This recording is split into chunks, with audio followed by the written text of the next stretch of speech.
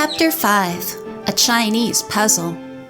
Nancy recovered her senses in a few minutes and got up. There was a dull throbbing in her forehead, but her memory cleared at once. Her first thought was of George. There was no sign of her. The maroon coupe was gone, and for an instant Nancy was fearful her friend might have been kidnapped.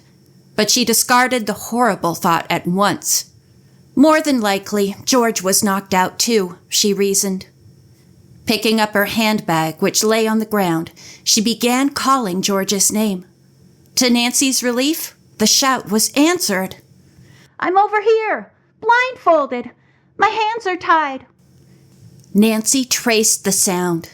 George stood with her back to a tree, rubbing her wrists against the bark to tear off the belt of her dress, with which they were bound. Nancy quickly freed her and removed the blindfold. George's story differed only slightly from Nancy's. "It all happened so fast," George said. She took a deep breath. "I thought I'd lost the men. When I turned around to go back to you, one of them jumped out of the bushes and tied my scarf over my eyes. I screamed and tried to tear it off, but another man bound my hands and told me to keep still." "Did you see either of them?" Nancy asked. "Not enough of their faces to identify them." Nancy led the way out of the woods to the road. The girls, disappointed and chagrined, but thankful nothing harmful had happened, climbed into Nancy's car and headed for home. Suddenly, George shook off the mood and grinned. "Those fellows were pretty dumb," she said. "You have their license number." And they left some other evidence. Nancy told of the pieces of the bowl still in her purse. One of the men might have been Manning. Some time later, Nancy stopped in front of George's house, and her friend got out. "See you tonight at Helen's birthday party." "You bet. I wouldn't miss it for anything." Nancy drove to the motor vehicle office to learn the name of the owner of the maroon coupe, if possible.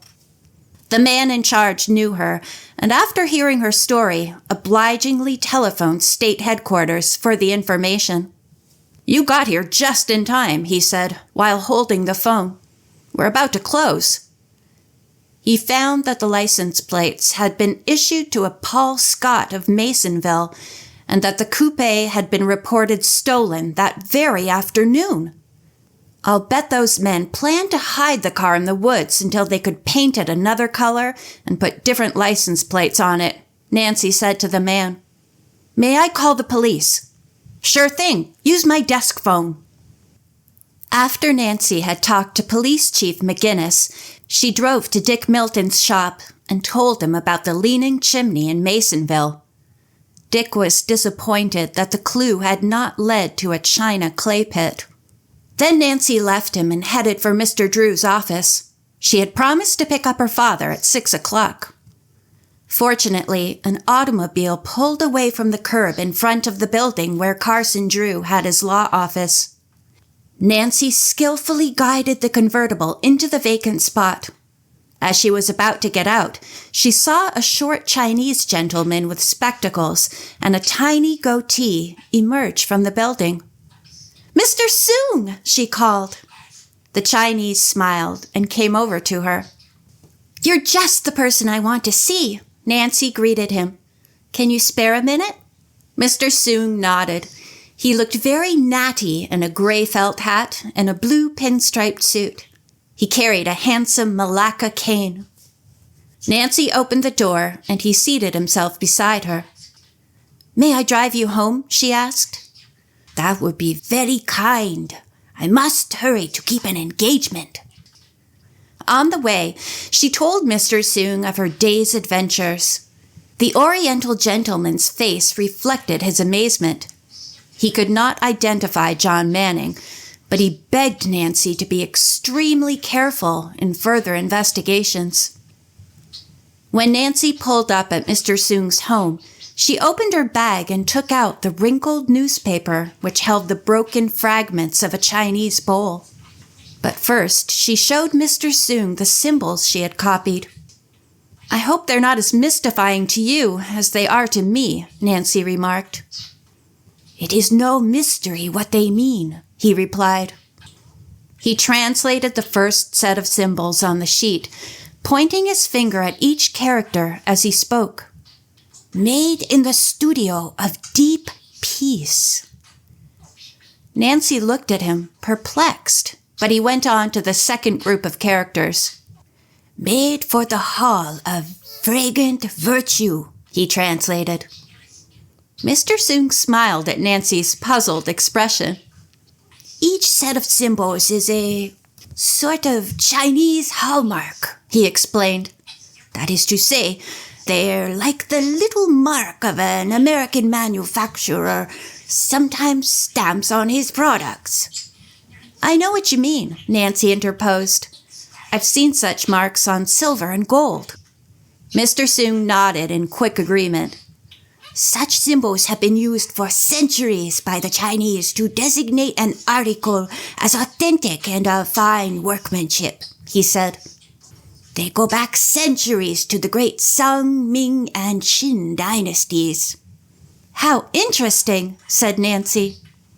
Mr. Soong peered again at the symbols. These particular sets of markings are very old and famous, he said.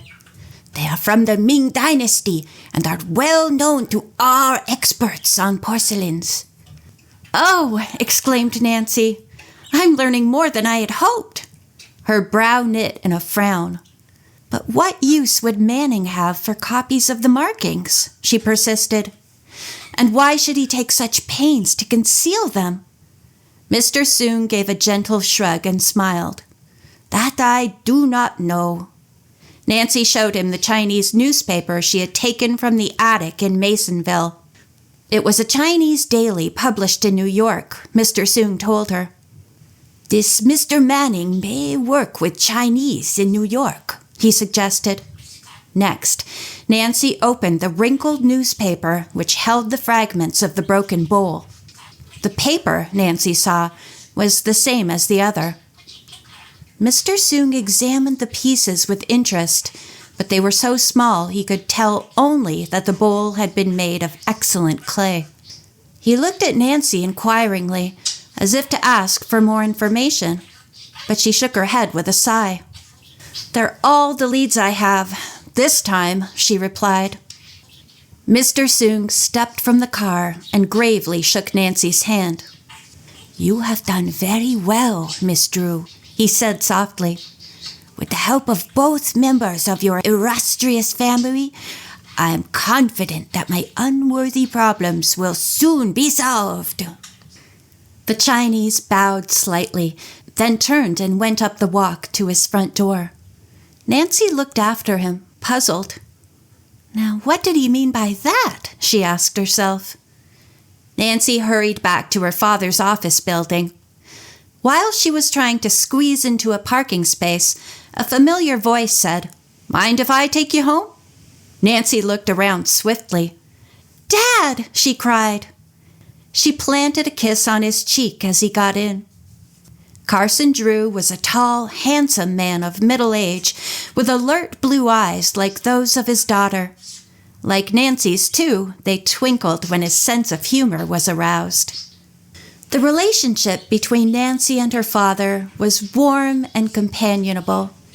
No matter how busy Mr. Drew was with his own criminal cases, he always found time to discuss Nancy's cases.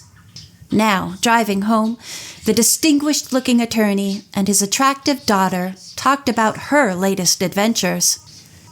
As Nancy swung the convertible into the driveway of the Drew home, she suddenly remembered Mr. Soong's parting words. Nancy repeated them to her father and asked if he knew what they meant. You bet I do. Mr. Soong paid me a visit today. He wants you and me to undertake a search. A search? That's right, a Chinese puzzle that goes back 5 years. He got out of the car, and Nancy quickly followed him. Dad, stop keeping me in suspense, she begged. What's it all about? I'll tell you when we get inside, he promised, mounting the steps to the porch.